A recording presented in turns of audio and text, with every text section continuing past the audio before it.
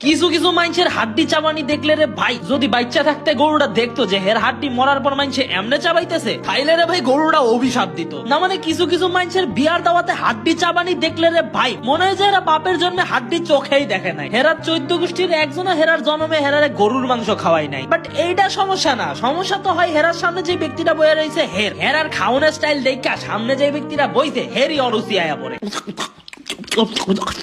হালা কোন হাবাইত্যা গুলার লোকে বইছি আল্লাহ জানে। তো একদিন আমি আমাদের এক আত্মীয়র বিয়ার দাওয়াত খাইতে গেছিলাম। তো খাবারের টেবিলে বইতে না বইতে দেখি রোস্ট, গরুর মাংস, খাসির মাংস, সবজি সব হাজির। তাই মনে মনে কইলাম আজকে তো একটা অস্থির খাওন দিব। বাট কিছুক্ষণ হইতে নইতে আমার সামনে এক আন্টির হাড্ডি চাবানির শব্দ হিন্নারে ভাই, আমরা সবাই আন্টির দিকে তাকায় রইছি। বাট আমরা তাকানি দেখে আন্টি দেখে কিছুই মনে করতেছে না। উনি ওনার মন মতন ঠিকই হাড্ডি চাবাইয়া যাইতেছে যে আজকে আমার কেউ থামাইতে পারে না, আজকে আমি দেখেই ছাড়বো এই হাড্ডির মধ্যে কি আসে।